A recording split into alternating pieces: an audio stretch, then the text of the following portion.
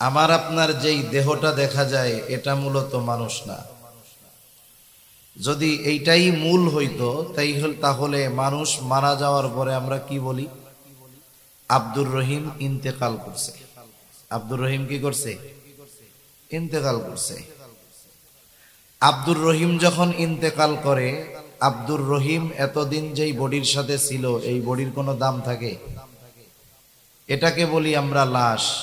লা শাইউন ফি, যার মধ্যে কিছুই নাই। মূলটা হলো রূহ। এই দুনিয়ায় এই রূহ মানব এই বডির ভিতরে আসার আগে আলমে আরওয়াহের মধ্যে, রূহের জগতের মধ্যে লক্ষ লক্ষ বছর আমরা ছিলাম। রূহের জগতে ওইখানে কোনো ইবাদত ছিল না, নামাজ কালাম ছিল না, কিচ্ছু ছিল না। কি অবস্থায় ছিলাম আল্লাহ ভালো জানে। আল্লাহ তাআলা ওইখান থেকে আমাকে আপনাকে পাঠাইলেন আলমে বতন, মায়ের পেটের মধ্যে। অল্প কিছু কাল আমরা ছিলাম। আমাকে আপনাকে কিন্তু রূহের জগতে লক্ষ লক্ষ বছর ছিলাম। কিয়ামতে কি আল্লাহ জিজ্ঞাসা করবে যে রূহের জগতে লক্ষ লক্ষ বছর ছিলা, ওইখানে কি আমল করছিলা, এর হিসাব আমাকে দাও? বলেন তো, রূহের জগতের সময়ের হিসাব, কর্মের হিসাব আল্লাহর কাছে দেওয়া লাগবে? লাগবে না। এরপরে যখন আলমে বতন, মায়ের পেটের মধ্যে আসলাম, ওইখানে হয়তো আমরা 9-10 মাস ছিলাম মায়ের পেটের ভিতরে, তার চাইতে কম। 8-9 মাস বা 7-8 মাস এরকম ছিলাম। আল্লাহ তাআলা কি জিজ্ঞাসা করবে যে তুমি মায়ের পেটের ভিতরে যেই 9 মাস, 6 মাস, 7 মাস ছিলা, 8 মাস ছিলা, এই সময় কি আমল করছো তার হিসাব দাও? আল্লাহ কি জিজ্ঞাসা করবে? এরপরে আমরা আসলাম আলমে দুনিয়ায়। আলমে দুনিয়ায় আসার পর প্রাপ্তবয়স্ক হওয়ার আগ পর্যন্ত, বালেগা হওয়ার আগ পর্যন্ত যেই সময়, এই সময়ের ব্যাপারেও আল্লাহ তাআলা জিজ্ঞাসা করবে না তুমি দুনিয়ায় তোমার বালেগ হওয়ার আগ পর্যন্ত এই 12 বছর, 13 বছর, 14 বছর সময় কেমনে কাটাইছো? বলেন তো, আল্লাহ তাআলা কি জিজ্ঞাসা করবে? করবে না। কিন্তু যখন একটা মানুষ বালেগ অথবা বালেগা হয়ে যাবে, এর পর থেকে মৃত্যু পর্যন্ত তার প্রতিটা মুহূর্তের হিসাব আল্লাহর কাছে দেওয়া লাগবে। আমি আপনি কি করেছি গোটা হায়াতের হিসাব আল্লাহর সামনে না দেওয়ার আগ পর্যন্ত এক পা নড়ার ক্ষমতা কারো হবে না। তাহলে মানুষের জীবনের সবচাইতে মূল্যবান সময়গুলো হলো প্রাপ্তবয়স্ক হওয়ার থেকে নিয়ে মৃত্যুর আগ পর্যন্ত। এই স্পেশাল সময়ের মধ্যে সুপার স্পেশাল সময় হলো তার যৌবনকাল। বালেগ হওয়ার থেকে নিয়ে যতদিন তার যৌবন থাকবে, এই সময়কালটা হলো সবচাইতে দামি মূল্যবান সময়। গোটা হায়াতের ব্যাপারে আল্লাহ তাআলা তো জিজ্ঞাসা করবেন, সাথে সাথে স্পেশাল ভাবে জিজ্ঞাসা করবেন যে তুমি তোমার যৌবনকাল কিভাবে অতিবাহিত করেছো। তা এই হায়াত এক সময় ফুরিয়ে যাবে। এই হায়াত হয়তো 40, 50, 60, 70, কারো বা 80 বছরই ধরেন সর্বোচ্চ। এর মধ্যে 12-13 বছর হিসাববিহীন, 75 বছর যদি ধরেন, 70 বছর যদি ধরেন, পরবর্তী 60 বছর তার হিসাব আল্লাহর কাছে দেওয়া লাগবে। এরপরে লোকটা যখন ইন্তেকাল করবে, দুনিয়ার জগৎ থেকে ট্রান্সফার হয়ে সে যখন চলে যাবে আলমে আরওয়াহ, রূহের জগতে, আলমে বরজখ, কবর জগতে চলে যাবে। বলেন তো, আলমে বরজখে কোনো ইবাদত আছে?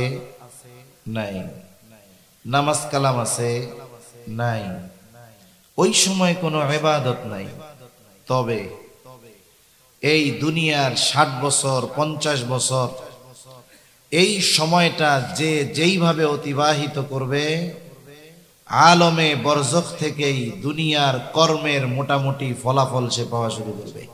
অগণিত দুরুদ ও সালাম সাইয়্যিদুল আম্বিয়া, আশরাফুল আম্বিয়া, খাতামুল আম্বিয়া, ইমামুল মুরসালিন, রহমাতুল লিল আলামিন, মুহাম্মাদুর রাসূলুল্লাহ সাল্লাল্লাহু আলাইহি ওয়াসাল্লামের উপর। আমি আপনাদের খেদমতে পবিত্র কোরআনুল কারীমের কয়েকটা জায়গা থেকে তিলাওয়াত করেছি। রাসূল আকরাম সাল্লাল্লাহু আলাইহি ওয়াসাল্লামের অগণিত হাদিস থেকে একটা হাদিস ও আরেকটা হাদিসের অংশ পাঠ করেছি। আল্লাহ তাআলার কাছে তৌফিক চাই, আল্লাহ তাআলা কিছু কথা আমাকে আপনাদের খেদমতে বলবার সুযোগ দান করেন, যে কথাগুলো আমাদের সকলের দুনিয়া এবং আখিরাতের জন্য কল্যাণকর হয়। সকলে বলি আমিন। আসলে দুনিয়ার অবস্থা হলো এইরকম যে মানুষ সময় সুযোগ থাকার পরেও সেই সময়কে দ্বীনি কাজে ব্যয় না করে তার অতিরিক্ত সময়গুলোকে সে অধিকাংশ ক্ষেত্রে গুনাহের কাজে ব্যয় করে থাকে। মানুষকে যদি জিজ্ঞাসা করা হয় যে আপনি অবসর সময়ে কি করেন, এই সময়গুলোতে কি করেন, অনেকে বলবে যে বন্ধুদের সাথে আড্ডা দেই, চায়ের দোকানে বসে কথাবার্তা বলি। যারা টেলিভিশন দেখে বলবে টেলিভিশনে অনুষ্ঠান দেখি, বিনোদন দেখি, খবর দেখি, পত্রিকা পড়ি। এইভাবে সময়গুলোকে অতিবাহিত করি, যেই সময় আমার কর্মব্যস্ততা থাকে না। তা ওইগুলো কেন করে? কর্মব্যস্ততা না থাকার কারণে সময়টাকে বিনোদনের মাধ্যমে কাটায়, অতিবাহিত করে। আপনারা যারা আসছেন তো আলহামদুলিল্লাহ, আপনাদের মতো অনেক মানুষ বিনা কারণে আশেপাশে বাহিরে সময় ব্যয় করতেছে। বলেন তো এরকম লোক আছে না নাই? মানব জীবনের বড় বড় নেয়ামত গুলোর মধ্যে অন্যতম দামি একটা নেয়ামত হলো হায়াত, সময়। মানুষ তার সৃষ্টি লগ্ন থেকে কয়েকটা ধাপ অতিক্রম করার পরে অনন্তকালের অবস্থান স্থলে সে যাবে। মানুষের অনন্তকালের অবস্থান স্থল দুইটার থেকে একটা হবেই। হয়তো তার অনন্তকালের অবস্থান স্থল হবে জান্নাত, না হয় তার অনন্তকালের অবস্থান স্থল হবে জাহান্নাম। মানুষ ওই অনন্তকালের চূড়ান্ত বাসস্থানে যাওয়ার আগে অনেকগুলো ধাপ, অনেকগুলো মঞ্জিল অতিক্রম করে। আসলে মানুষ কে? আমার আপনার যেই দেহটা দেখা যায় এটা মূলত মানুষ না। যদি এইটাই মূল হইতো তাহলে মানুষ মারা যাওয়ার পরে আমরা কি বলি? আব্দুর রহিম ইন্তেকাল করছে। আব্দুর রহিম কি করছে? ইন্তেকাল করছে। আব্দুর রহিম যখন ইন্তেকাল করে, আব্দুর রহিম এতদিন যেই বডির সাথে ছিল এই বডির কোনো দাম থাকে? এটাকে বলি আমরা লাশ, লা শাইউন ফি, যার মধ্যে কিছুই নাই। মূলটা হলো রূহ। এই দুনিয়ায় এই রূহ মানব এই বডির ভিতরে আসার আগে আলমে আরওয়াহের মধ্যে, রূহের জগতের মধ্যে লক্ষ লক্ষ বছর আমরা ছিলাম। রূহের জগতে ওইখানে কোনো ইবাদত ছিল না, নামাজ কালাম ছিল না, কিচ্ছু ছিল না। কি অবস্থায় ছিলাম আল্লাহ ভালো জানে। আল্লাহ তাআলা ওইখান থেকে আমাকে আপনাকে পাঠাইলেন আলমে বতন, মায়ের পেটের মধ্যে। অল্প কিছু কাল আমরা ছিলাম। আমাকে আপনাকে কিন্তু রূহের জগতে লক্ষ লক্ষ বছর ছিলাম। কিয়ামতে কি আল্লাহ জিজ্ঞাসা করবে যে রূহের জগতে লক্ষ লক্ষ বছর ছিলা, ওইখানে কি আমল করছিলা, এর হিসাব আমাকে দাও? বলেন তো, রূহের জগতের সময়ের হিসাব, কর্মের হিসাব আল্লাহর কাছে দেওয়া লাগবে? লাগবে না। এরপরে যখন আলমে বতন, মায়ের পেটের মধ্যে আসলাম, ওইখানে হয়তো আমরা 9-10 মাস ছিলাম মায়ের পেটের ভিতরে, তার চাইতে কম 8-9 মাস বা 7-8 মাস এরকম ছিলাম। আল্লাহ তাআলা কি জিজ্ঞাসা করবে যে তুমি মায়ের পেটের ভিতরে যেই 9 মাস 6 মাস 7 মাস ছিলা, 8 মাস ছিলা, এই সময় কি আমল করছো তার হিসাব দাও? আল্লাহ কি জিজ্ঞাসা করবে? এরপরে আমরা আসলাম আলমে দুনিয়ায়। আলমে দুনিয়ায় আসার পর প্রাপ্তবয়স্ক হওয়ার আগ পর্যন্ত, বালেগা হওয়ার আগ পর্যন্ত যেই সময়, এই সময়ের ব্যাপারেও আল্লাহ তাআলা জিজ্ঞাসা করবে না তুমি দুনিয়ায় তোমার বালেগ হওয়ার আগ পর্যন্ত এই 12 বছর 13 বছর 14 বছর সময় কেমনে কাটাইছো? বলেন তো আল্লাহ তাআলা কি জিজ্ঞাসা করবে? করবে না। কিন্তু যখন একটা মানুষ বালেগ অথবা বালেগা হয়ে যাবে, এর পর থেকে মৃত্যু পর্যন্ত তার প্রতিটা মুহূর্তের হিসাব আল্লাহর কাছে দেওয়া লাগবে। আমি আপনি কি করেছি গোটা হায়াতের হিসাব আল্লাহর সামনে না দেওয়ার আগ পর্যন্ত এক পা নড়ার ক্ষমতা কারো হবে না। তাহলে মানুষের জীবনের সবচাইতে মূল্যবান সময়গুলো হলো প্রাপ্তবয়স্ক হওয়ার থেকে নিয়ে মৃত্যুর আগ পর্যন্ত। এই স্পেশাল সময়ের মধ্যে সুপার স্পেশাল সময় হলো তার যৌবনকাল। বালেগ হওয়ার থেকে নিয়ে যতদিন তার যৌবন থাকবে, এই সময়কালটা হলো সবচাইতে দামি মূল্যবান সময়। গোটা হায়াতের ব্যাপারে আল্লাহ তাআলা তো জিজ্ঞাসা করবেন, সাথে সাথে স্পেশাল ভাবে জিজ্ঞাসা করবেন যে তুমি তোমার যৌবনকাল কিভাবে অতিবাহিত করেছো। তা এই হায়াত এক সময় ফুরিয়ে যাবে। এই হায়াত হয়তো 40, 50, 60, 70, কারো বা 80 বছরই ধরেন সর্বোচ্চ। এর মধ্যে 12-13 বছর হিসাববিহীন, 75 বছর যদি ধরেন, 70 বছর যদি ধরেন, পরবর্তী 60 বছর তার হিসাব আল্লাহর কাছে দেওয়া লাগবে। এরপরে লোকটা যখন ইন্তেকাল করবে, দুনিয়ার জগৎ থেকে ট্রান্সফার হয়ে সে যখন চলে যাবে আলমে আরওয়াহ, রূহের জগতে, আলমে বরজখ, কবর জগতে চলে যাবে। বলেন তো আলমে বরজখে কোনো ইবাদত আছে? নাই। নামাজ কালাম আছে? নাই। ওই সময় কোনো ইবাদত নাই। তবে এই দুনিয়ার 60 বছর 50 বছর এই সময়টা যে যেইভাবে অতিবাহিত করবে, আলমে বরজখ থেকেই দুনিয়ার কর্মের মোটামুটি ফলাফল সে পাওয়া শুরু করবে। আমি যে কথাটা বোঝানোর জন্য এত কথা বলতেছি আপনাদের। এরপরে আলমে বরজখ থেকে এক সময় দীর্ঘকাল অবস্থান করে কিয়ামতের দিন হিসাব দেওয়ার পরে কারো ঠিকানা হবে জান্নাত, কারো ঠিকানা হবে জাহান্নাম।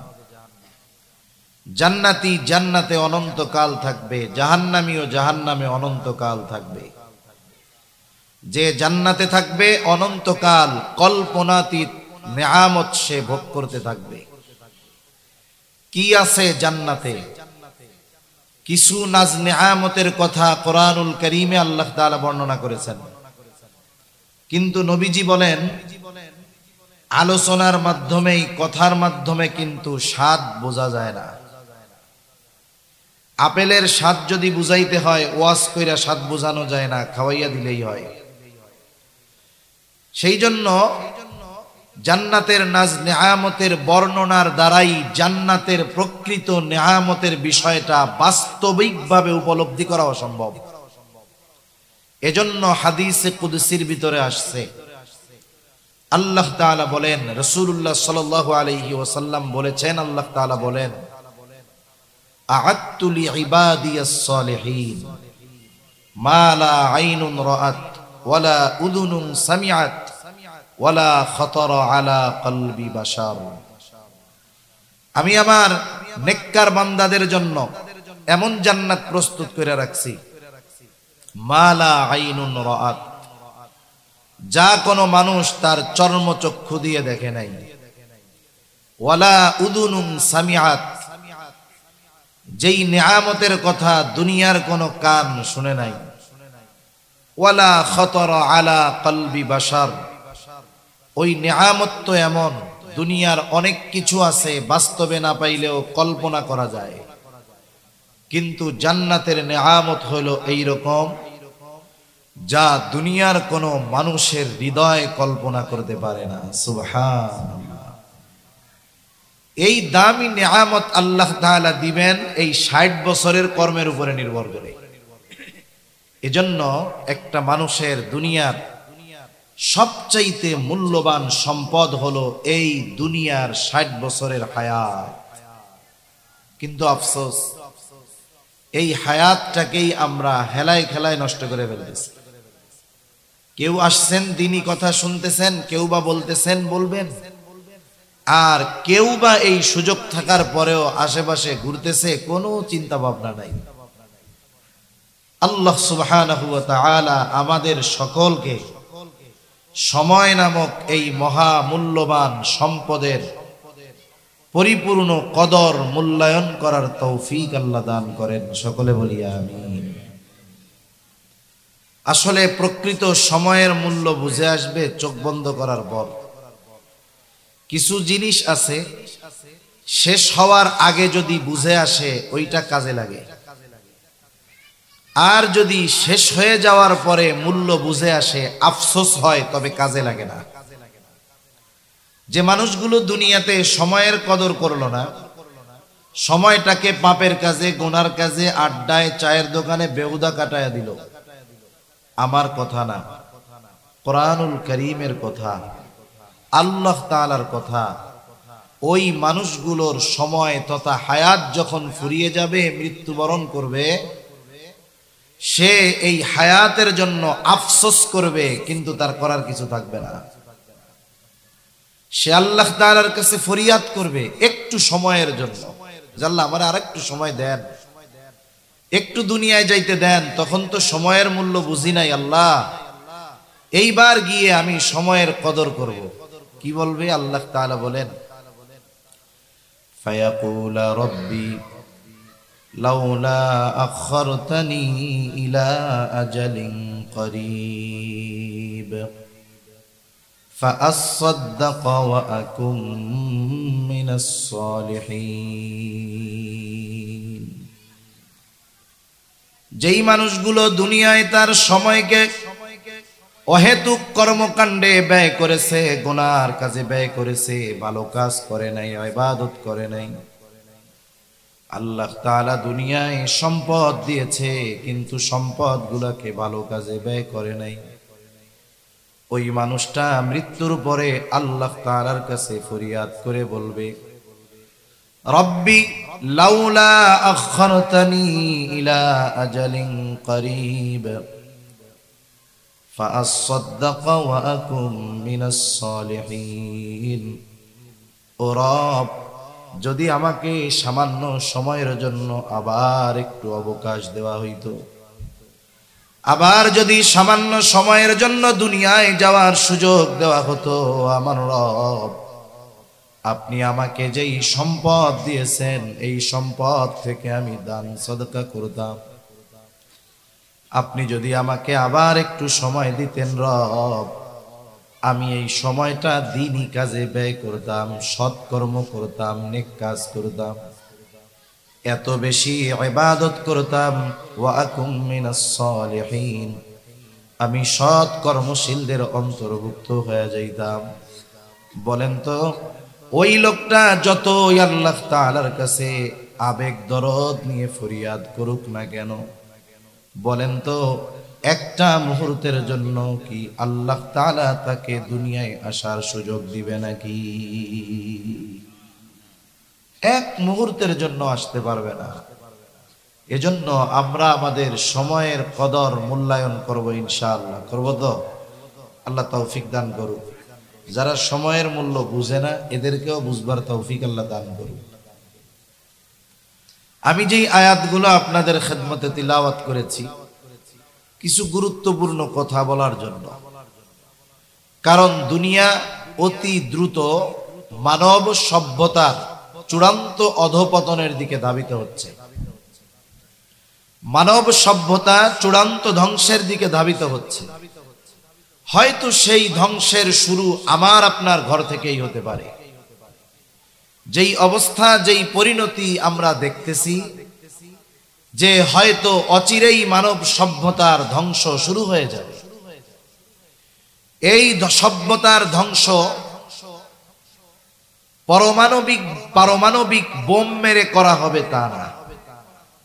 যেই পদ্ধতিতে সভ্যতাকে ধ্বংস করার অপচেষ্টা চলতেছে ওটা পারমাণবিক বোমার চাইতেও ভয়ঙ্কর। একটা জাতিকে যদি ধ্বংস করতে হয়, একটা জাতিকে যদি নৈতিকতার একেবারে সর্বনিম্ন স্তরে পৌঁছিয়ে দিতে হয়, অনৈতিকতাকে যদি প্রচার প্রসার করতে হয়, মানবিকতাকে যদি ধ্বংস করতে হয়, যেই বিষয়গুলো নষ্ট করে দেওয়ার দরকার, এর মধ্যে অন্যতম হলো দুইটা জিনিস। একটা হলো ওই জাতির শিক্ষা ব্যবস্থা, আর একটা হলো ওই জাতির সভ্যতা, সংস্কৃতি, কালচার। আমাদের পরিচয় আমরা মুসলিম। আমাদের পরিচয় কি বলেন তো? পরিচয় হলো মুসলিম। আমরা মুসলিম জাতি। আমাদের নাম রাখা হয়েছে মুসলমান। আল্লাহ তাআলা কোরআনুল কারীমের মধ্যে বলেন, মিল্লাতা আবিকুম ইব্রাহিম হুয়া সাম্মাকুমুল মুসলিমিন। মুসলিম মিল্লাতের পিতা হলো ইব্রাহিম আলাইহিস সালাম। মুসলমান জাতির পিতা ইব্রাহিম আলাইহিস সালাম। উনি আমাদের নাম রেখেছেন মুসলমান। এখন বলেন তো, যেহেতু আমরা মুসলিম জাতি, এই মুসলিম জাতির আলাদা সভ্যতা, সংস্কৃতি আছে না নাই? আছে। মুসলমানদের কৃষ্টি কালচার আছে। মুসলিম হিসাবে আমাদের করণীয় ছিল মুসলমানদের যেই কালচার, যেই সংস্কৃতি, এটাকে গুরুত্ব সহকারে লালন পালন করা এবং মান্য করা। যেমন মনে করেন, বিবাহ একটা সামাজিক অনুষ্ঠান। এই বিবাহটা সব ধর্মের মধ্যেই হয়। হিন্দু ধর্মের মধ্যেও হয়, বৌদ্ধ ধর্মের মধ্যেও হয়, খ্রিস্টান ধর্মের মধ্যেও হয়, মুসলিম ধর্মের মধ্যেও হয়।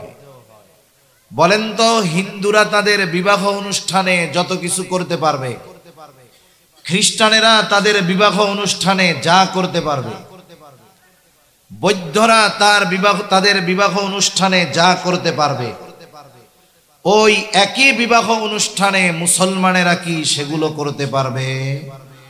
পারবে না। কারণ মুসলমানদের একটা কালচার আছে, যে শরীয়ত বলে দিয়েছে বিবাহ অনুষ্ঠানে মুসলমান কি করতে পারবে আর কি করতে পারবে না। কিন্তু আফসোস, মুসলমানদের বিবাহের মধ্যে গিয়ে দেখা যায় বিবাহের মধ্যে মুসলমানদের কোনো কালচার নাই, সব অমুসলিমদের কালচারে ভরা। এ তো আমি একটা বললাম। এইভাবে প্রত্যেকটা ক্ষেত্রে যান, দেখবেন আমরা মুসলমান, কিন্তু ওই জিনিসগুলোকে উদযাপন করি অমুসলিমদের নীতি রীতি অনুসরণ করে। ঠিক কিনা বলেন? আমাদের পোশাকে, আমাদের কথায়, আমাদের চালচলনে, আমাদের স্বভাব চরিত্রে, আমাদের সমাজে, আমাদের দেশে, আমাদের প্রতিষ্ঠানে, সব জায়গায় মুসলিম কালচার, মুসলিম জাতির সংস্কৃতি কালচারকে বাদ দিয়ে প্রত্যেকটা জায়গায় অমুসলিমদের রীতি নীতি, কালচার, সভ্যতাকে ব্যাপকভাবে আমল করা হয়, কর্মে পরিণত করা হয়। ঠিক কিনা বলেন? যেমন আপনাদের এটা একটা প্রতিষ্ঠান, আমি এমনি উদাহরণ দিয়ে বলতেছি। আমাদের দেশে 92% মুসলমান। আমাদের শিক্ষা ব্যবস্থা, স্কুল হোক আর মাদ্রাসা হোক, এই জেনারেল শিক্ষায়ও যারা পড়াশোনা করে 92% মুসলমানের সন্তানেরাই পড়ালেখা করে। ঠিক না? উচিত ছিল মুসলিম হিসাবে প্রত্যেকটা শিক্ষা প্রতিষ্ঠানের শিক্ষা ব্যবস্থা এটা ইসলামের আলোকে গড়ে উঠবে, এর ফাউন্ডার হবে, ভিত্তি হবে ইসলামের উপরে। অথচ আফসোসের ব্যাপার, এই 92% মুসলমানের দেশে মুসলমানের সন্তানেরা যেখানে লেখাপড়া করে, ওই লেখাপড়াগুলোর ভিত্তি স্থাপন হচ্ছে ঈমানের শিক্ষার উপরে। ঠিক কিনা বলেন? আজকে আমাদের প্রাইমারি স্কুলগুলো থেকেই আমাদের সন্তানদেরকে নাস্তিক্যবাদ আর ধর্মহীনতার দিকে ধাবিত করার অপচেষ্টা একটা সমাজ, একটা গোত্র, একটা গোষ্ঠী চালিয়ে যাচ্ছে। আফসোসের ব্যাপার হলো ওই ঘৃণিত বিষয়গুলাকে আমরা শিক্ষা মনে করে গুরুত্ব সহকারে গ্রহণ করতেছি। আফসোস, এই গতিতে যদি চলতে থাকে তাহলে আমাদের পরিণতি বড় খারাপ হয়ে যাবে। এখন আসেন, একটা জাতিকে যদি ধ্বংস করতে হয়, ওই জাতির প্রথমত দুইটা জিনিসকে ধ্বংস করতে হয়। এক নাম্বার, ওই জাতির কালচার। এখন আমরা মুসলমান, আমাদের যেই সভ্যতা, সংস্কৃতি, কালচার থেকে আমরা অনেক দূরে। আমাদের পারিবারিক অনুষ্ঠান, রাষ্ট্রীয় অনুষ্ঠান, রাজনৈতিক অনুষ্ঠান, প্রাতিষ্ঠানিক অনুষ্ঠান, কোন জায়গায় ইসলামী সভ্যতা, সংস্কৃতি, কালচার নাই, বরং অমুসলিমদের কালচারে পুরোটাই ভরপুর। ঠিক কিনা বলেন? মনে করেন একটা কলেজ বা স্কুলের পুনর্মিলনী হবে, হাজার হাজার ছাত্র একত্রিত হয়েছে স্কুলে, যে এই দিন সকল ছাত্রদের পুনর্মিলনী, শুরু থেকে এই পর্যন্ত যারা এই প্রতিষ্ঠানে পড়েছে সকলে একত্রিত হবে। স্কুলগুলোর মধ্যে কি হয় দেখা যাবে, ওই দিন এই উদযাপন করবে যারা সবাই মুসলমানের সন্তান, কিন্তু দাওয়াত দিবে কাকে? হাটহাজারীর মুহতামিম সাহেবরে দাওয়াত দিব। দাওয়াত দিবে ঢাকা থেকে বড় ব্যান্ড শিল্পীকে, দাওয়াত দিবে এদেশের বড় সেলিব্রিটি, যার মাধ্যমে লক্ষ তরুণ গোনার দিকে ধাবিত হচ্ছে, তাকে দাওয়াত দিবে যারা এসে নর্তকী নাচ দেখাবে তাদেরকে। পুনর্মিলনীতে সমস্যা ছিল না, এই অনুষ্ঠান নিয়ে আমার কোনো প্রশ্ন নাই, কথা নাই। সকলে একসাথে আসবে, দেখা হবে, কুশল বিনিময় হবে, ভালো ব্যাপার। মুসলমানের সন্তান যদি এই বিষয়টা এমন করত, এই পুনর্মিলনীতে পুরুষও আসবে, নারীরাও আসবে, নারীদের জন্য আলাদা ব্যবস্থা করলো, পুরুষের জন্য আলাদা। নারীরা পর্দার অন্তরালে থাকলো, পুরুষের সম্মুখীন হলো না, নারীদের সাথে যারা একসাথে পড়ছে দেখা হলো, কুশল বিনিময় হলো। ছেলে যারা, তাদের দেখা হলো, কুশল বিনিময় হলো। আমরা একত্রিত হইলাম, কি করা যায়? আমরা এক কাজ করি, টাকা পয়সা উঠিয়ে এই গানের শিল্পীকে না এনে আমরা বাংলাদেশের দুইজন প্রখ্যাত কারি সাহেবকে নিয়ে আসি, যারা আমাদের কোরআনের তিলাওয়াত শুনিয়ে আমাদের হৃদয়কে শীতল করবে।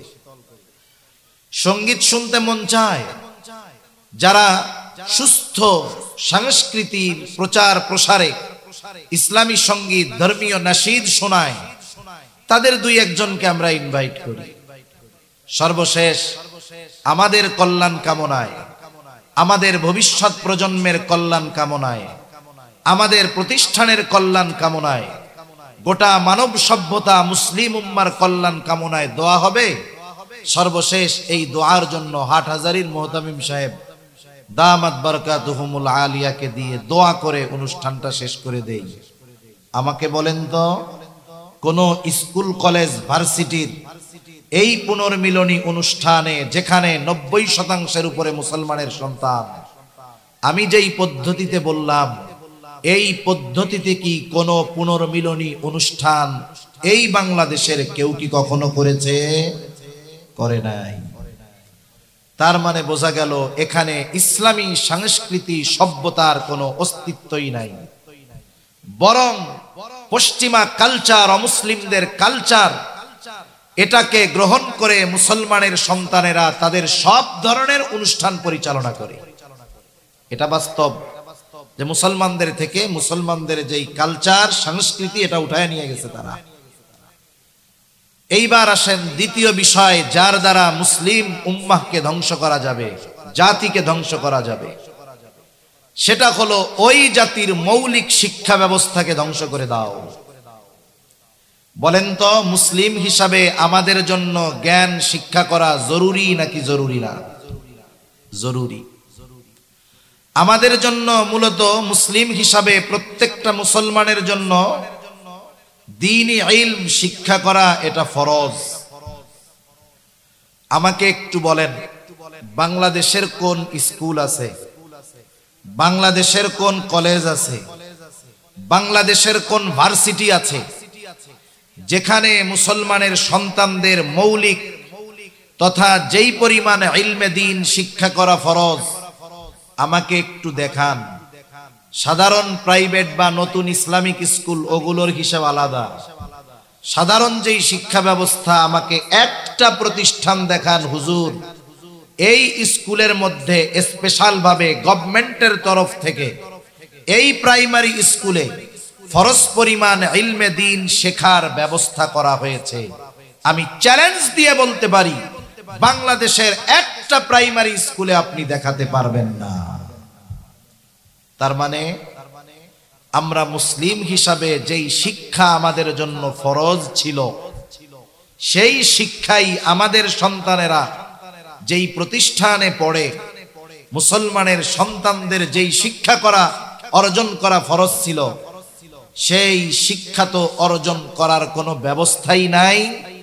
বরং মুসলমানের সন্তানদেরকে এমন শিক্ষা দেওয়া হচ্ছে যাতে ও স্কুল কলেজ থেকে পাশ করে বের হওয়ার পরে ওর মধ্যে মুসলমানিত্বর কিছু না থাকে। ঠিক কিনা বলেন?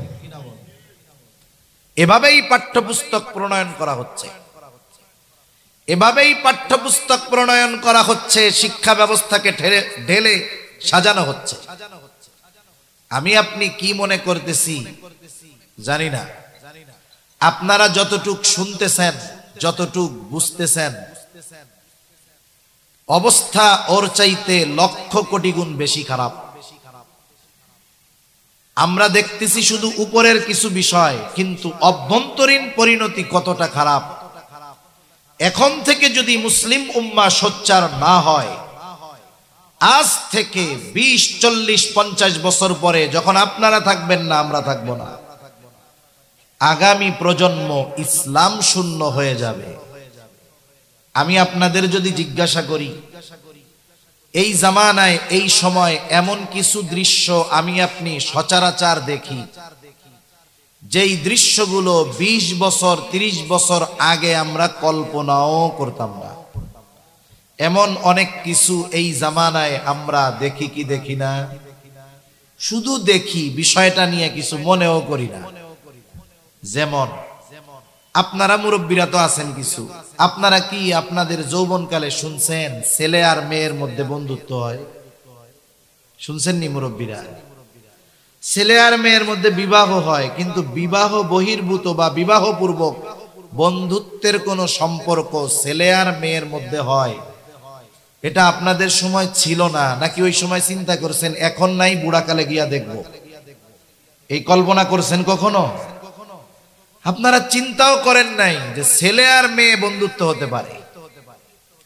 ওই সময়টা তো এমন ছিল, এমনিই যদি একটা ছেলে একটা মেয়ের সাথে প্রয়োজনীয় কোনো কথা বলতো, সমাজের মধ্যে শৃঙ্খলা এতটা ছিল, একটা ছেলে একটা মেয়ের সাথে এমনি প্রয়োজনে কথা বলছে, অপ্রয়োজনীয় কোনো কথা নয়। এই দৃশ্য যদি কেউ দেখতো, ওই মুরব্বী ওই ছেলে মেয়ে স্কুল থেকে বাড়ি ফেরার আগে ওই ছেলে মেয়ের বাড়িতে গিয়ে ওই মুরব্বী বলতো যে তোমার ছেলেটারে সামলায় রাখো, অমকের মেয়ের সাথে কথা বলতে দেখছি। মেয়ের বাড়িতে গিয়া বলতো তোমার মেয়েটাকে, গিয়ে যখন বলতো মা বাবাও শুকরিয়া আদায় করতো, ধন্যবাদ দিত যে আপনি বইলা ভালো করছেন, নাইলে বিষয়টা আরো খারাপও হইতে পারত।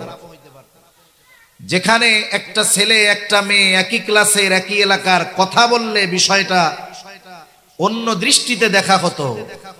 আজ থেকে 30 বছর আগে যেটা এরকম ছিল, আজ থেকে 30 বছর পর এখনকার পরিণতি হলো স্কুল কলেজে মেয়ে পড়ে, মাঝে মধ্যে তার ছেলে বন্ধুকে বাড়িতে নিয়ে আসে, মার কাছে এসে বলে, মা আমার ক্লাস ফ্রেন্ড, আমার বন্ধু। মা ও 36 পাটি দাঁত বাইর কইরা খিলখিল কইরা হাসি দিয়া বলে, বাজান বসো, তুমি ওর সাথে কথা বলো, আমি তোমার জন্য নাস্তা বানায় আনি আসি। এটা কি কল্পনা করেছেন কখনো আপনারা? এই সমাজে এটা খুব সাধারণ বিষয়, একেবারে সিম্পল বিষয়। তাহলে চিন্তা করে দেখেন, আজ থেকে 30 বছর 20 বছর আগে যেটা কল্পনা করেন নাই, এটা অহরহ ঘটতেছে, কিছু চিন্তাও করেন না। এই ধারাবাহিকতায় যদি আগামী 30 বছরের পরিবর্তন ঘটে, তাহলে কি হতে পারে বলেন? কি হতে পারে ওটা আমিও কল্পনা করতে পারতেছি না, কিন্তু অবস্থা যে খুব খারাপ হবে এ ব্যাপারে কোনো সন্দেহ নাই। আর ওই খারাপ পরিবেশে বসবাস করবে আমাদের আগামী প্রজন্ম, আপনার সন্তান, আমার সন্তান, আপনাদের সন্তান। আমরা কেউ চাই না যে আমাদের সন্তানগুলোর ওই রকম খারাপ পরিণতি হোক, কেউ চায় না। সেজন্য এখন থেকেই এই খারাপির লাগাম টেনে ধরার দরকার। আমরা তো অনেক সময় মনে করি দ্বীনি ব্যাপারে, ইসলামের ব্যাপারে যখন কোনো আঘাত আসবে তখন এইটা উলামায়ে কেরামি শুধু বাধা প্রদান করবে, আমরা বসে বসে দেখব। বলেন তো, ঈমানের উপরে, ইসলামের উপরে যখন আঘাত আসবে, এই আঘাতের বিরুদ্ধে প্রতিবাদ শুধু উলামায়ে কেরামের করার দায়িত্ব নাকি সকল মুসলমানের জন্য দায়িত্ব? হতে পারে সাধারণ মানুষ দ্বীনি জ্ঞান কম থাকার কারণে, শরীয়তের গভীর জ্ঞান না থাকার কারণে গভীর ষড়যন্ত্র তারা অনুধাবন করতে পারবে না, বুঝতে পারবে না যে এই ষড়যন্ত্রটা কি হচ্ছে। কিন্তু উলামায়ে উম্মত, বিজ্ঞ উলামায়ে কেরাম যখন ওই ষড়যন্ত্র উপলব্ধি করে মুসলিম উম্মার সামনে ওই ষড়যন্ত্রের ব্যাপারে আলোচনা করবে, খবর দিবে, জানায়া দিবে, তখন তো মুসলিম উম্মার মানুষগুলোর উচিত ছিল নিজেরা নিজেদের ঈমান বাঁচানোর স্বার্থে, সন্তানদের ঈমান বাঁচানোর স্বার্থে, আগামী প্রজন্মকে ধ্বংসের হাত থেকে বাঁচানোর উদ্দেশ্যে সব মতের মানুষ এক হয়ে ওই ফিতনার বিরুদ্ধে, ষড়যন্ত্রের বিরুদ্ধে উলামায়ে কেরামের নেতৃত্বে দুর্বার আন্দোলন গড়ে তোলা। ঠিক কিনা বলেন? আমি যদি জিজ্ঞাসা করি, আপনারা তো হাটহাজারীর মুসলমান, আপনারা তো এখানে থাকেন, আপনারা আপনাদের মূল্যায়ন বা মর্যাদা অবস্থান হয়তো নিজেরা বুঝেন না। হাতি যে এত বড়, বলেন তো হাতি কি দেখতে পারে? নিজে যে এত বড় হাতি, এটা কিন্তু হাতি জানে না। না জানার কারণ কি? হাতির বড় দুইটা কান আছে, এই কানের কারণে ও ওর নিজের বডি দেখতে পারে না। কিন্তু হাতি যে বিশাল বড় আমরা দেখি কি দেখি না? দেখি। হাতি যদি জানতো আমি এত বড় আর আমার এত শক্তি, তাহলে হাতির পিঠে ওইটা চিকুন সিপসিপে লিকলিকে একটা ছেলে হাতিকে অর্ডার কইরা লাঠি দিয়া বাড়ি দিয়া যা মন চায় তা করাইতে পারত না।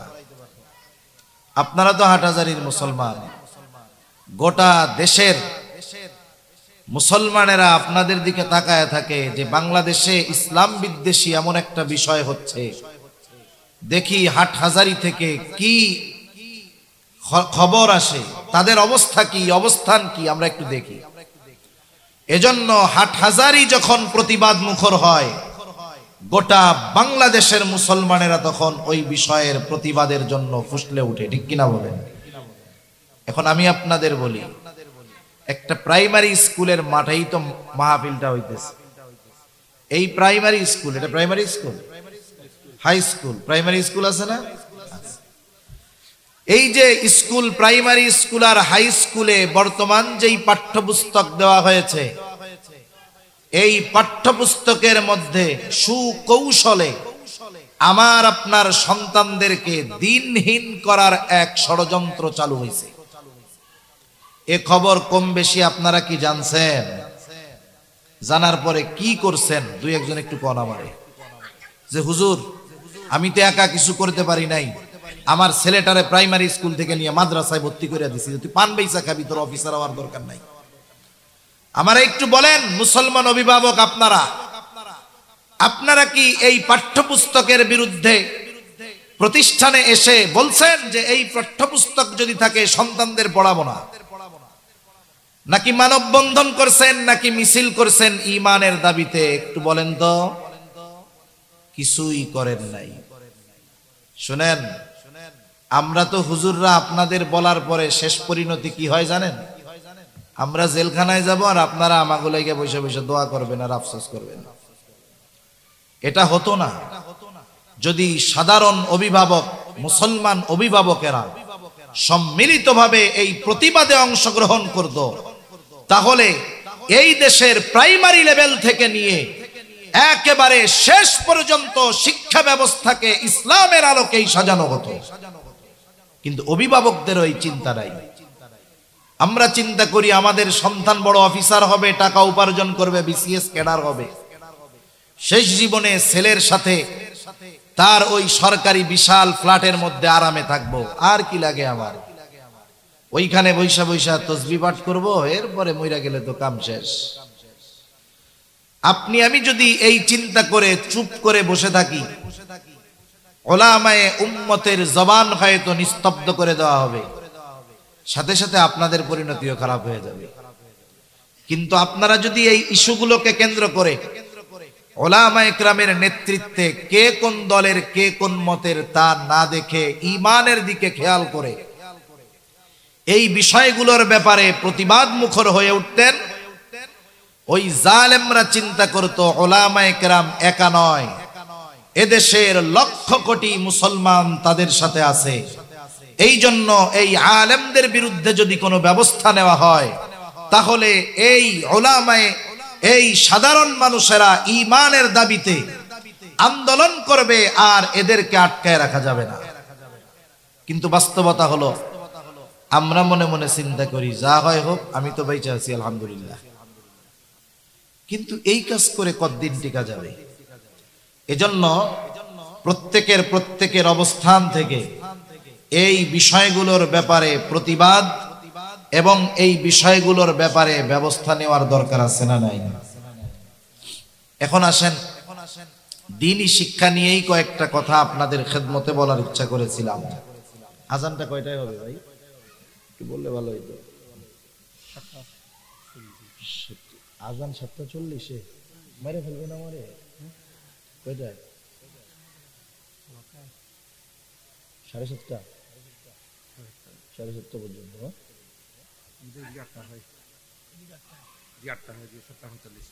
এদিকে 7:45 নামাজ। আচ্ছা, 7:30 পর্যন্ত করবো।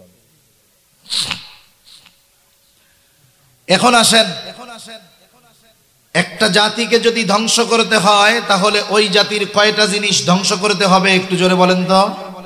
দুইটা জিনিস মনে রাখবেন এগুলা।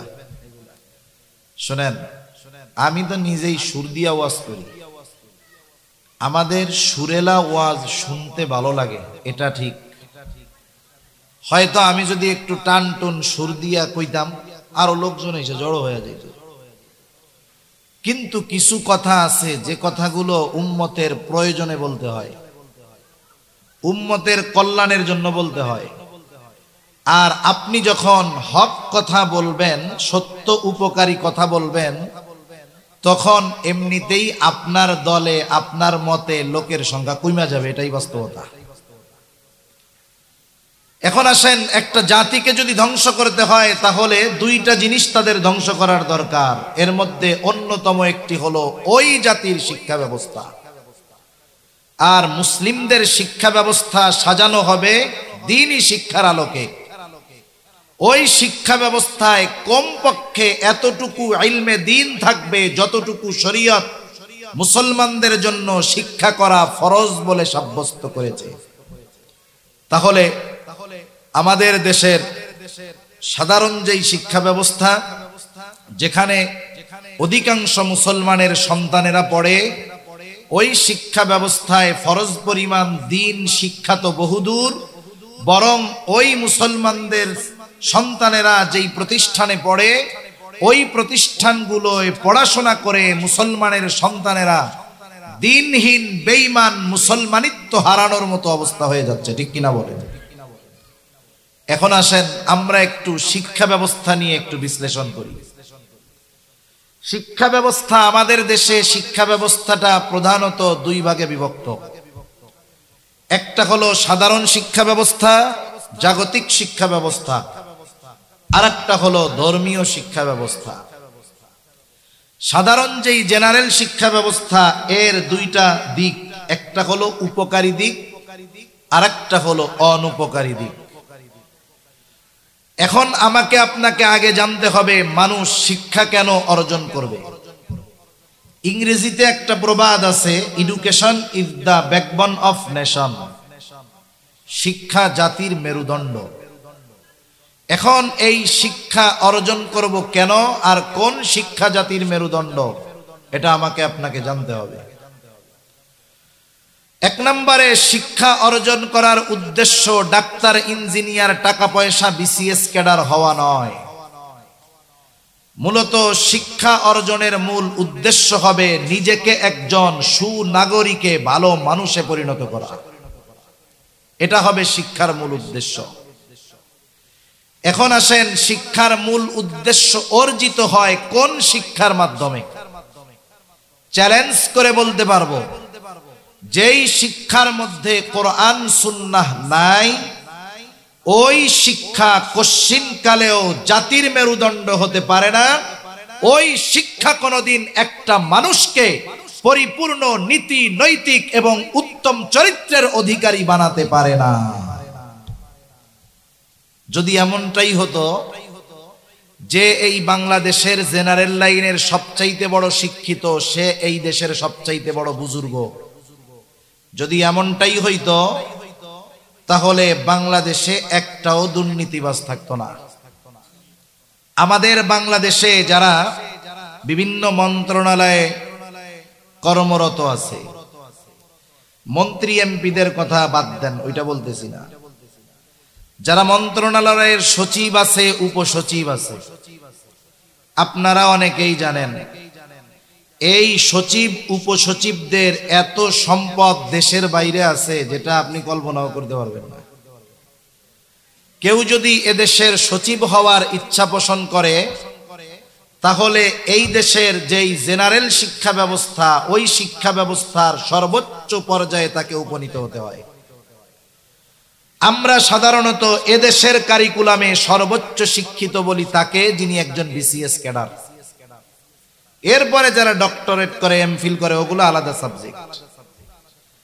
এখন এদেশের একজন বিসিএস ক্যাডার হওয়ার পরে তিনি সচিব হলেন, কিন্তু এই বিসিএস ক্যাডার হওয়ার পথে দিন শিক্ষা ছিল না, যার কারণে ওই লোকটা এই দেশের জেনারেল কারিকুলামের সর্বোচ্চ শিক্ষিত হওয়ার পরেও ভালো মানুষ হতে পারে না, বরং সে দুর্নীতির মধ্যে 1 নম্বর হয়, ঠিক কিনা বলেন? কিন্তু আপনি এদেশে এমনটা দেখাতে পারবেন না যে ধর্মীয় কারিকুলামে তথা মাদ্রাসায় পড়াশোনা করে, মাদ্রাসা বলতে আমি আলিয়া মাদ্রাসা বলতেছি না, কওমি মাদ্রাসায় লেখাপড়া করে হাফেজ হয়ে, মুফতি হয়ে, শাইখুল হাদিস হয়ে, মুহাদ্দিস হয়ে তথা ধর্মীয় শিক্ষা ব্যবস্থায় সর্বোচ্চ শিক্ষিত হবার পর ওই লোকটা কানাডার বেগমপাড়ায় 10টা বাড়ি করছে, অথবা সে কোটি কোটি টাকা দুর্নীতি করেছে। ধর্মীয় শিক্ষায় সর্বোচ্চ শিক্ষিত ব্যক্তির ব্যাপারে আল্লাহর কসম এই রকম একটা অভিযোগও দুনিয়া খুঁজে আমাকে দেখাতে পারবেন না। তাহলে প্রথম বিষয় নিশ্চিত, জাগতিক শিক্ষা অর্জন করে দুর্নীতিবাজ হওয়া যায়, জাগতিক শিক্ষা অর্জন করে ক্ষমতায় বসা যায়, জাগতিক শিক্ষা অর্জন করে সম্পদ পাচার করে বিদেশে বাড়ি গাড়ি বানানো যায়, কিন্তু প্রকৃত মানুষ হওয়া যায় না। আর ধর্মীয় শিক্ষা অর্জন করে হয়তো কোটি কোটি টাকা অর্জন করা যায় না, বিদেশে বাড়ি গাড়ি করা যায় না, কিন্তু এই ধর্মীয় শিক্ষা অর্জন করার দ্বারা একজন বাস্তবে মানুষে পরিণত হওয়া যায়। ধর্মীয় শিক্ষা অর্জন করে হয়তো কোটি টাকার মানুষ মালিক হওয়া যায় না, নীতি নৈতিকতা সম্পন্ন মানুষ হওয়ার কারণে হাজারো লক্ষ কোটি মানুষের অন্তরে ভালোবাসা নিয়ে স্থান লাভ করা যায়। ঠিক কিনা বলেন? লক্ষ কোটি মানুষের দোয়া পাওয়া যায়। এজন্যে প্রথমত শিক্ষার যেই উদ্দেশ্য, সেই উদ্দেশ্য বর্তমান সাধারণ শিক্ষা ব্যবস্থা থেকে অর্জিত হয় না, বরং শিক্ষার মূল উদ্দেশ্য অর্জিত হয় শুধুমাত্র কেবলমাত্র ধর্মীয় শিক্ষার মাধ্যমে। এখন আপনাদের কাছে আমার প্রশ্ন, আপনারা কি আপনাদের সন্তানদের আগামী প্রজন্মকে দুর্নীতির মাধ্যমে কোটি টাকার মানুষ বানাতে চান, নাকি আসল খাঁটি মানুষ বানাতে চান?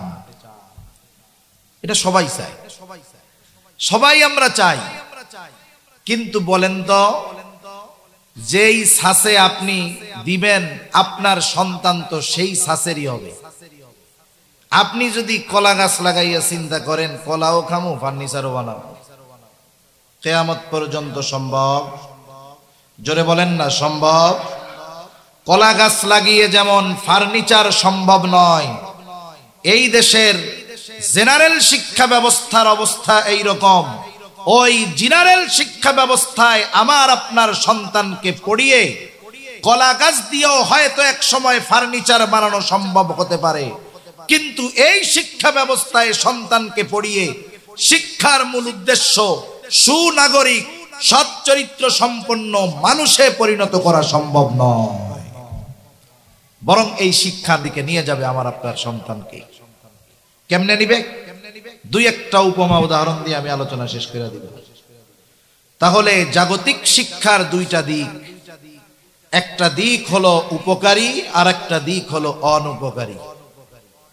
উপকারী অনুপকারী, উপকারীটা থাক, আগে অনুপকারীর বিষয়টা শুনুন। অনুপকারী কি ক্ষতি আছে এর মধ্যে? একটা হলো ক্ষতিও নাই লাভও নাই, এটাও উপকারহীন।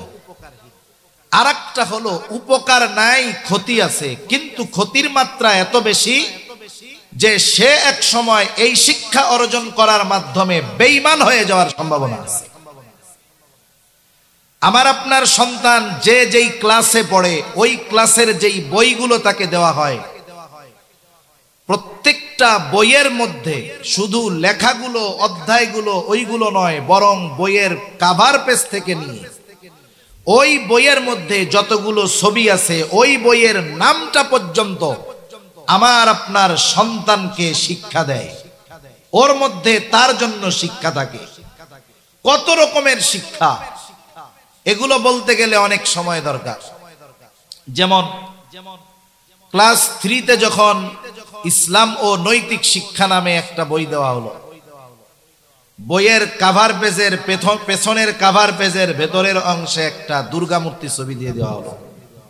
এটা কোনায় ছোট কইরা না, গড়ে পুরা পেজ জুড়া ছবিটা ছিল। দুই একজন দেখছেন? এই বইয়ের পেছনে যে দুর্গা মূর্তির ছবি দেওয়া হলো, এটা একটা দুইটা বইয়ে ভুলে আসছে তা নয়, অধিকাংশ বইয়ের মধ্যে এই ছবিটা আসছে। যখনই মুসলমানেরা দেখছে ইসলাম ও নৈতিক শিক্ষা বইয়ের কাভার পেজে এই ছবি, কিছুটা হলেও তো ঈমান মুসলমানের আছে, এইবার ফুসলে উঠছে। 24 ঘন্টার ব্যবধানে ওই বই আবার স্কুল থেকে ফেরত নেওয়া শুরু হয়ে গেছে। আপনারা মনে করতে পারেন হুজুর উঠায় তো নিল, আর তো দিবে না। না না, এইটা দিয়া মূলত টেস্ট করছে যে আপনারা আমরা কি করি, আমাদের অবস্থাটা কি। একটু চুপ থাইকা দেখতেন, ওইটা কি উঠাইতো? জীবনে উঠাইতো না। আর আপনারা যদি মনে করেন যে ওই ইচ্ছাকৃত ভুলটা এইবারই মনে হয় শেষ, না না, এরা এইটা বারবার বারবার করবে, 15 বার করবে, 20 বার করবে, হয়তো ভুলগুলো অন্যভাবে করবে, এই ভুলটা করবে না, কিন্তু এই রকম অন্য ভুল ইচ্ছা করে করবে। এখন আমি আপনি যদি 10-12 বার প্রতিবাদ করার পরে চিন্তা করি এটা তো প্রতিবার করে, প্রতিবাদ করে লাভ কি? ওদের উদ্দেশ্য তখনই হাসিল হবে। চুপ থাকবেন, ওইটা আর পরিবর্ধন সংযোজন বিয়োজন করবে না, ওইটা তখন কন্টিনিউ করা শুরু করবে। এজন্য এই রকম কোন বিষয় যখন আমার আপনার সামনে আসবে, ঈমানের দাবিতে এই বিষয়গুলোর বিরুদ্ধে আমাদেরকে প্রতিবাদ করতে হবে, ঠিক কিনা বলেন? এবার আসেন ইসলাম ও নৈতিক শিক্ষা, এটা সব ক্লাসেই তো আছে এখন। ইসলাম ও নৈতিক শিক্ষা, একটা সময় আমরাও প্রাইমারি স্কুলে পড়ছি, আমাদের সময় বইটার নাম ছিল ইসলাম শিক্ষা, এর আগে ছিল ইসলাম ধর্ম শিক্ষা। এক সময় ইসলাম ধর্ম শিক্ষা বাদ দিয়ে, ধর্ম বাদ দিয়ে শুধু ইসলাম শিক্ষা দেওয়া হলো। মনে রাখবেন, একটা বিষয়কে যদি বাদ দিতে হয়, ওই স্থানকে পরিপূর্ণ করার জন্য নতুন শব্দের প্রয়োজন হয়। আমাদের শিক্ষা ব্যবস্থাকে সেকুলার শিক্ষা ব্যবস্থা বানানোর অপচেষ্টা চলতেছে। সেকুলার বুঝেন তো? সেকুলার কারা? যাদের কোনো ধর্ম নাই, যাদের কোনো কি নাই, ধর্ম নাই, অথবা সে নিজের সব ধর্মের লোক কয়। আছে না আমাদের দেশে, গর্বের সাথে বলে আমি দেশে আসলে নামাজ পড়ি, আবার কলকাতায় গেলে পূজাও করি। আবার কতজন কয় যে মুসলমানের ঈমান এত দুর্বল না যে পূজা অর্চনা করলে সেই ঈমান নষ্ট হয়ে যাবে, ওই ঈমান আমাদের না। এ তো অন্য দেশের লোক কয় নাই, অন্য জেলার লোক বলে নাই। যেই জেলার লোক বলছে আপনারা সেই জেলার লোক। আমাদের বড় দুর্ভাগ্য যে তাকেই দেওয়া হয়েছে শিক্ষামন্ত্রীর দায়িত্ব। শেয়ালের কাছে যদি ওয়াজ কইরা আপনি মুরগি বর্গা রাখেন, শেয়াল কি চিন্তা করবে? না, হাটহাজারির বড় হুজুর এই মুরগিটা আমার কাছে আমানত রাখছে, এটারে আর খাওয়া যাবে না। ও তো বরকত মনে করে খাবে, যেটা আগে খাওয়ার দরকার। যেই ব্যক্তি ওই রকম কথা বলতে পারে, তার হাতে যদি শিক্ষা ব্যবস্থার দায়িত্ব দেওয়া হয়, আল্লাহই জানে আমাদের এই সাধারণ শিক্ষা ব্যবস্থার কি করুণ পরিণতি আছে, আল্লাহই ভালো জানে। এখন এই শিক্ষা ব্যবস্থাকে এমন ভাবে ঢেলে সাজানোর প্ল্যান করা হচ্ছে যেখানে কোনো ধর্ম থাকবে না। কিন্তু বাংলাদেশের মানুষ কিন্তু ধর্মপ্রাণ, নামাজ না পড়লেও ধর্মকে ভালোবাসে। এদেশ থেকে ধর্মীয় কৃষ্টি কালচার লেখা উঠায় দেওয়া কঠিন। এজন্য প্ল্যানিংটা আমি বলি আপনাদের, আপনারা বুঝবেন আশা করি। প্রথম বইয়ের নাম ছিল ইসলাম ধর্ম শিক্ষা, এরপরে ধর্ম শব্দটা বাদ দিয়ে দেওয়া হলো ইসলাম শিক্ষা। এই সময় কিন্তু মানুষ বুঝে নেই, মনে করেছে ইসলাম তো আছে। এখন বলেন তো, ওরা কি শিক্ষা ব্যবস্থায় ইসলাম রাখতে চায় নাকি বাদ দিতে চায়?